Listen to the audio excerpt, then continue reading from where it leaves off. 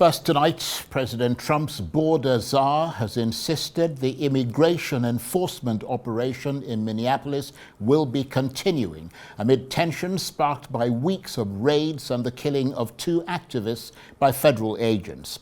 In a bullish news conference, Tom Homan, who was sent by the president to take charge of the immigration crackdown, made no apology for the deaths. Mr. Homan also said ICE would shift its focus to what he called targeted operations.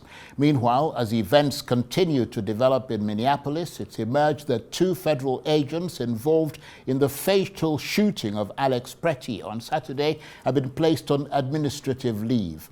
Customs and Border Protection officials have described the move as standard procedure and went on to say that they are investigating the killing. Mr. Pretti's shooting was the second in recent weeks following the death of Renee Good. Democrats in the Senate have issued a list of demands designed to rein in the actions of ICE agents. They say these demands must be attached to a funding bill for the Department of Homeland Security, which runs ICE, among other things. It comes as protests against ICE raids have spread to several places across the U.S. The withdrawal of law enforcement resources here is dependent upon cooperation. Like I said, 1 agent arresting 1 bad guy in jail means less agents on the street. We have some agreements. We got more to talk about how we're going to implement these agreements. But as we see that cooperation happen, then the redeployment will happen. Look, target enforcement operations should happen across the nation. That's what we've done for decades. And with target enforcement operations, I've done many of them. It just makes us safer for everybody. When we know exactly what we're looking for, what is his criminal history, what is his immigration history, where does he live, is he in an apartment complex versus a house, has he got a known record for having weapons, it's safer for everybody. Then we know what type of resources we need to go. And, it just makes this operation cleaner, more efficient, and it's proven less violence when we know exactly what we're getting into and we can take the necessary precautions to keep everybody safe. Some of the operations that I've been involved in, we know there's children in the house based on surveillance. So we know you got to be a little bit different when you go in that house because there's going to be children present. So target enforcement operations, the way we've always done it, I think we got away from a little bit. And we want to make sure we do target enforcement operations. And look, I will say it again, we are not surrendering our mission at all. We're just doing it smarter. Well, look, the Border Patrol, last 4 years under Joe Biden, we had an open border where 10, 12,000 people a day are coming across the border. Border Patrol got overwhelmed, which means we sent thousands of ICE agents down there to help deal with that humanitarian crisis, help secure the border. Now we have millions of people released in this nation, many unvetted. Now we got to find them. Before the big, beautiful bill, we had a total just under 5,000 deportation officers to look for millions of people, many in public safety threats. So yes, we needed Border Patrol to come and help on our mission now. And the reason for the massive deployment is because of the threats, because of the violence. And that's Tom Homan there. Well, for more on this, I'm joined now on the line from Washington, D.C. by Arise Special Correspondent James Blue. Good to see you, James. And we're hearing that the man we just heard there, President Trump's border czar, Tom Homan, is insisting that the immigration enforcement operation in Minneapolis will be continuing. He made no apology for the deaths of activists and told those he called agitators not to interfere with ICE agents. What's been the reaction to that? Well, Charles, glad to be here with you. I think the reaction, as you can understand, is concern, but one of the things that I think is very important, he said that the operations are going to continue. What he didn't talk about is sort of the method and the mode in which they're going to continue. And I think that is sort of the agreement that has come together between the federal government, the state and local officials. Yes, they're going to continue to deport people who are here in the country illegally. I think they're going to do it in a much more structured, much more less aggressive way. And so I think in a way, both sides are going to come from this and saying, we got exactly what we wanted. We got the ability to continue to deport people, and we got the sort of local and state officials to kind of agree that we can do this in a more orderly way for the benefit of everyone. It was very interesting, the press conference, where he basically makes no apologies. He defended the Trump policies. He decried the Biden open borders, as they call it. But I do think there are a number of changes that are happening that indicate a new tone, a new direction, and a new sort of spirit of cooperation. So I think there is a change, and he seemed much less angry with both the local officials and the protesters. So I do think there are changes, even though the words may not be any different. And I think that's quite a key point you make there, James, about him seeming less angry, because, I mean, looking at that press conference, his tone was very sort of moderated, which I understand from, hearing analysts like you, that he's normally much more animated than that. But just tell us more about the agents who've been taken off the front line of operations. I understand there are two agents who were involved in the shooting of Alex Pretti. I mean, how is that being read in America? Well, again, this is real indicative of the change. The two agents who were identified as having shot Mr. Pretti have been relieved of their duties and relieved of their service. This is so that the investigation can happen sort of unfettered with their influence. This is a big, big change. The reaction to the shooting last week was very, very different, and it's an indicator that the Department of Homeland Security has listened to the public. They understand that there's real anger and upset with the way in which these things have gone. And as a result, they've decided to follow standard procedure, take the officers who have been involved in this incident away from their service. They will continue to get paid. They just won't be on the front lines. And that is an indicator of the good faith that has sort of been negotiated between Governor Walz, Mayor Fry of Minneapolis, and President Trump. So I do think all of these are indicators of a different style of activity under Tom Homan. Mr. Bavino, who's seen there, has disappeared. He's no longer the man on the ground in charge. And as a result, I think it was very important for the Department of Homeland Security to really show that they are doing things differently, and certainly taking people off duty is an indicator of that. But at the same time, James, I mean, we're seeing Mr. Trump continue to defend the operation nationwide, and he's been pretty vocal about that in the last day and a half or so. Yeah, I think what the president is trying to do is to sort of separate Minneapolis from the other places where they have done this, and they've done it successfully. Clearly, there have been uprisings in Los Angeles, in Portland, Oregon, in Chicago, but there are other places around the country where people have been rounded up and things have happened without incident. And so I think what the president is trying to do is sort of shift focus away from the sort of egregious, extreme activity within Minnesota, and to really sort of try to get and drum up support for what they're doing across the country. Now, I think the point could be, Charles, if people stand up and protest and cause as much damage as they've caused in Minnesota, is that going to cause a change by at least federal law enforcement?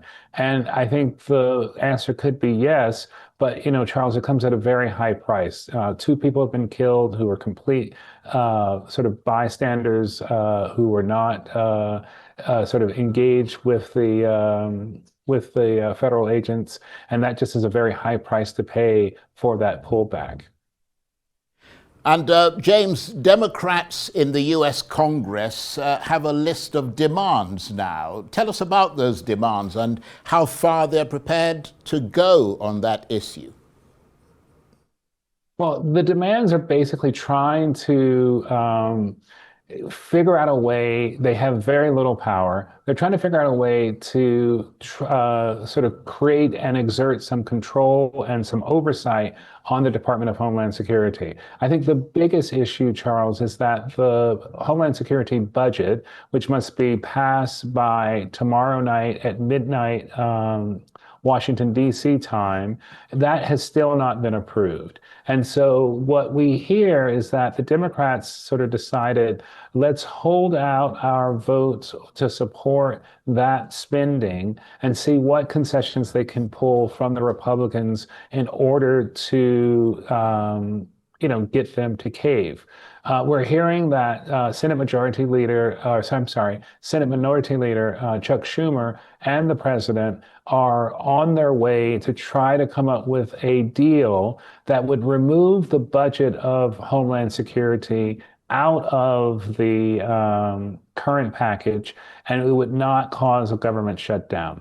The Democrats had a government shutdown for many, many weeks this past fall, and I think they are threatening one, but I don't think necessarily they want one. President Trump recognizes this is a bad issue for him, so he's trying to get to solutions as well. Beyond the budget, some of the points within the Democratic demand is, sort of access to lawyers, the requirement for warrants, the ability for people to protest and to stand up for those who are being taken away, due process claims. There are a whole number of things that the Department of Homeland Security have done that seem out of bounds with sort of standard legal procedure. I think the other issue, which is also big, the movement and the arrest of families with minors. And really the sense is there are special rules and special items that need to happen if there are minors involved. And I think the Democrats believe that this is a way to ensure that happens.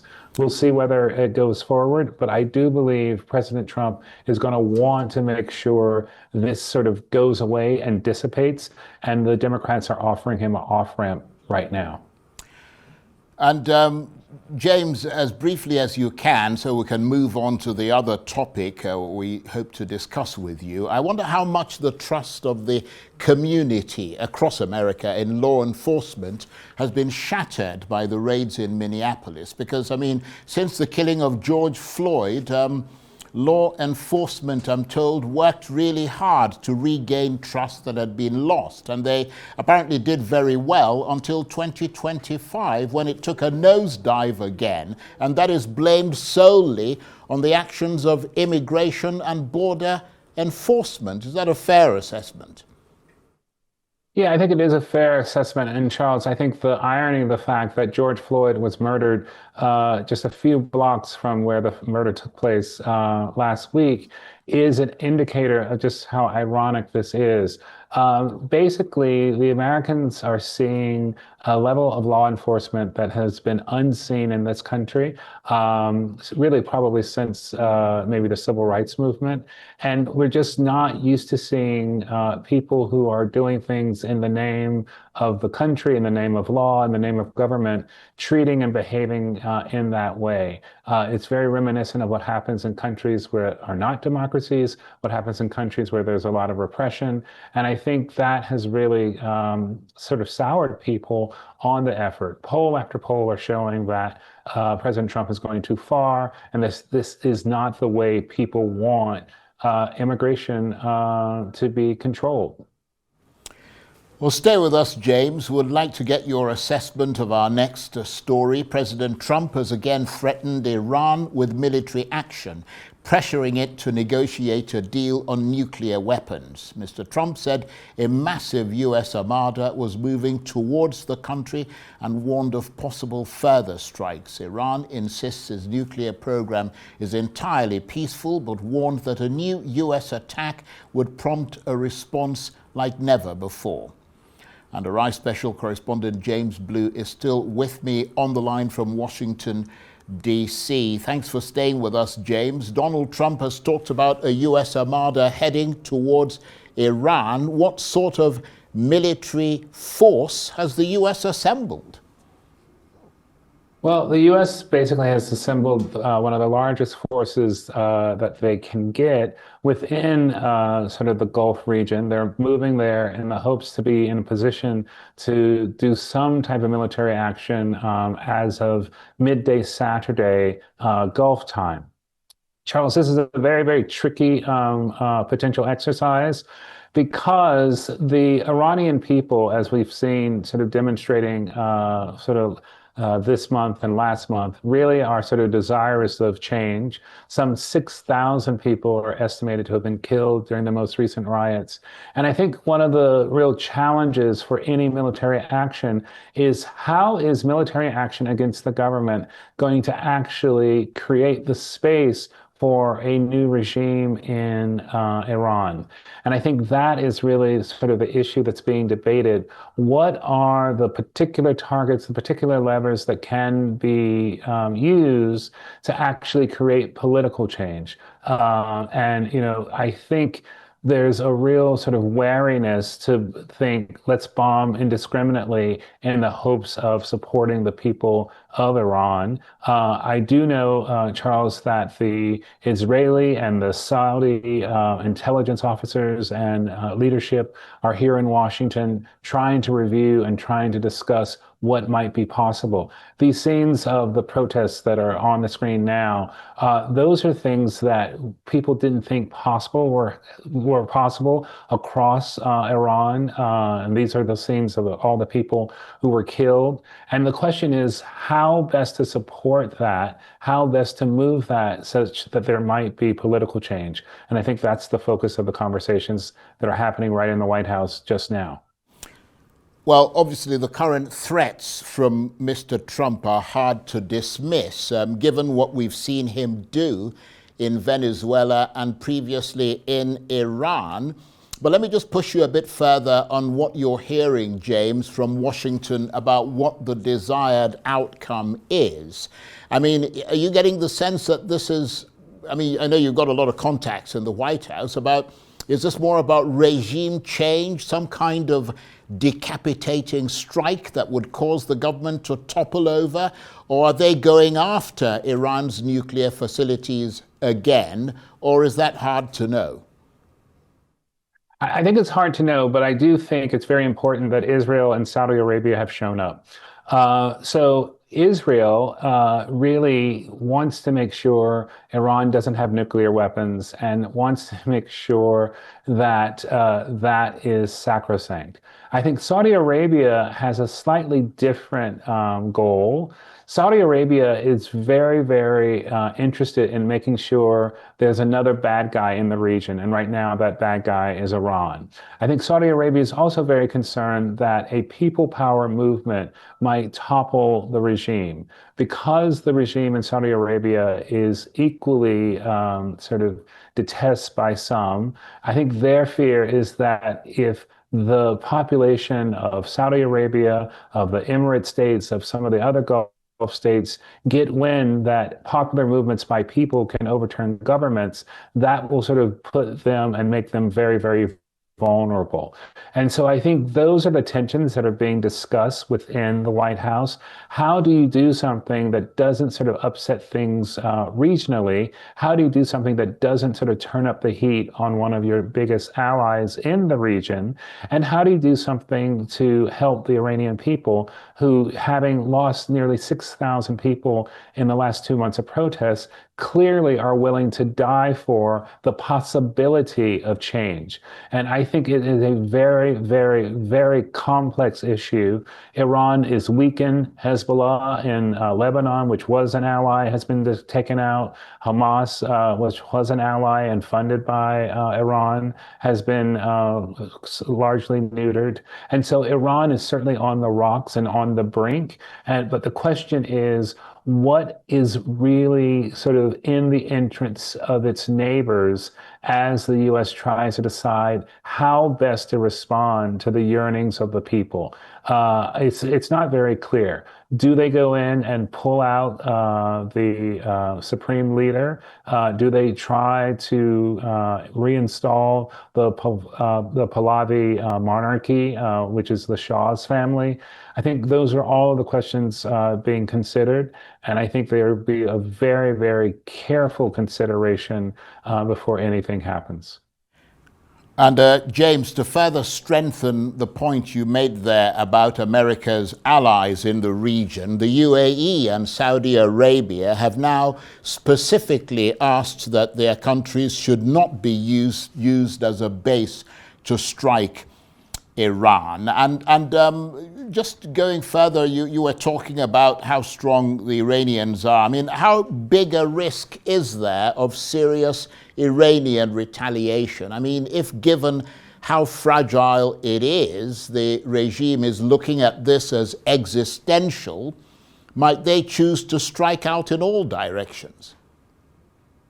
Well, yeah, I certainly think the Iranians are going to respond to any U.S.-Israeli attacks. They're going to respond quite strongly. But as you remember last year, when they did launch attacks against Israel, they were largely rebuffed quite almost completely by the sort of defense systems that the U.S. and Israel are using.